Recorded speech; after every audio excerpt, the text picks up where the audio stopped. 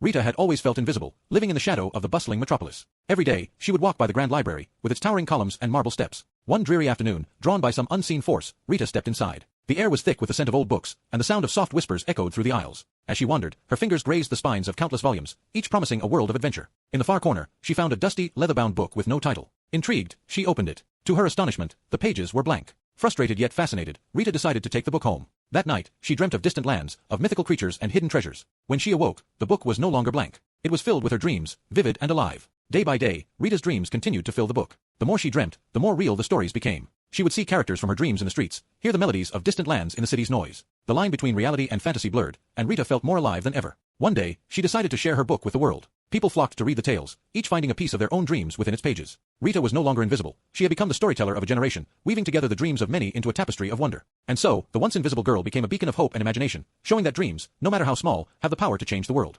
A man walks into a bar and heads straight for the counter. The place is dim, with soft jazz playing in the background. He takes a seat and signals the bartender. "Whiskey neat," he says. As the bartender pours his drink, the man glances around. A flicker of light catches his eye. There, at the far end of the bar, a small glowing bottle sits untouched. It seems out of place. "What's that?" he asks, pointing at the bottle. The bartender's face tightens. "That's not for sale." Curious, the man presses. "Why not?" The bartender sighs. "Legend says if you drink from it, you'll get one wish, but there's always a catch."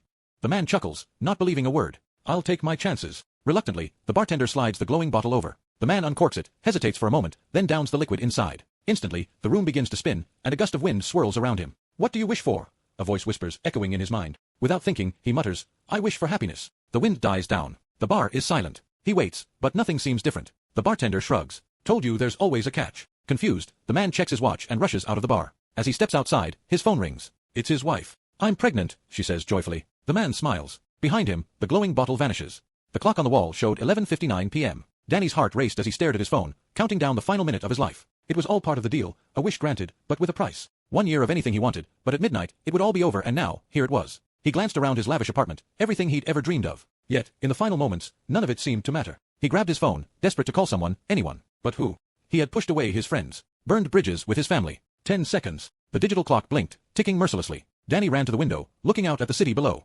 He felt an ache in his chest, not fear, but regret. 5 seconds. He turned, catching his reflection in the glass. There was a stranger staring back at him. All this wealth, all this power, but no one to share it with. 3, 2, 1. A heavy silence fell. Danny closed his eyes, bracing for the end. Then, a soft chime. Midnight had come, and gone.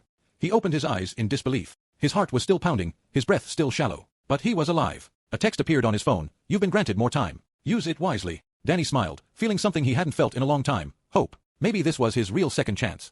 A man walks into a bar and says, "For drinks, please." The bartender asks, "Rough day?" The man replies, "Yeah. I just found out my brother is gay." "Well, everyone has their own path," the bartender replies. The next day, the man walks into the bar and says, "For drinks, please." "Rough day again?" the bartender asks. The man replies, "Yep. I just found out that my eldest son is gay. Everyone can choose who they like." In the third day, the man walks in and says, "For drinks, please." The bartender says, "My God, another bad day?" "Yep. I just found out my youngest son is gay. Well, he can choose what he does in life." On the fourth day, the man walks in the bar and says, "For drinks, please." The bartender replies, "Isn't there anyone in your family who likes women?"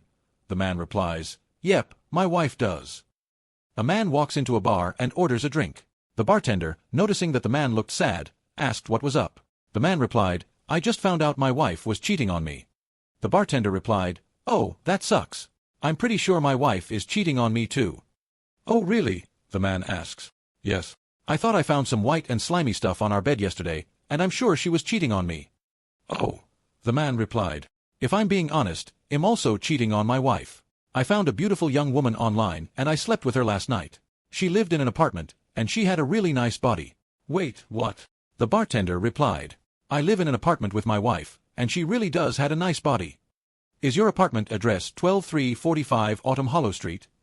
"Yes," the bartender replied. "Wait, so my wife is cheating on me with you, and your wife is cheating on you with me?" "It seems so," the bartender replied. A young woman walks into a casino for the first time.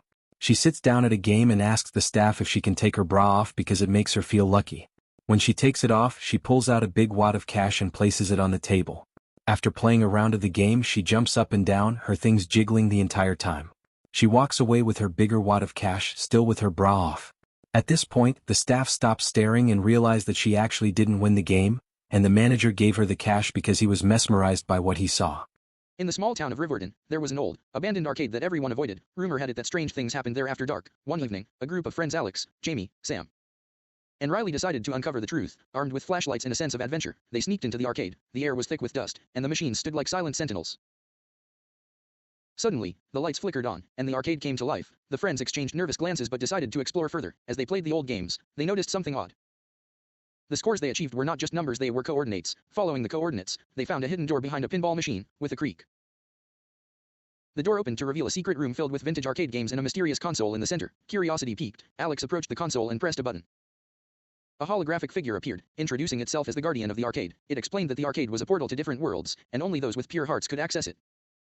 The friends were given a choice: return to their normal lives or embark on an adventure across dimensions. Without hesitation, they chose the adventure. The guardian handed them special tokens, and with a flash of light, they were transported to a vibrant, pixelated world.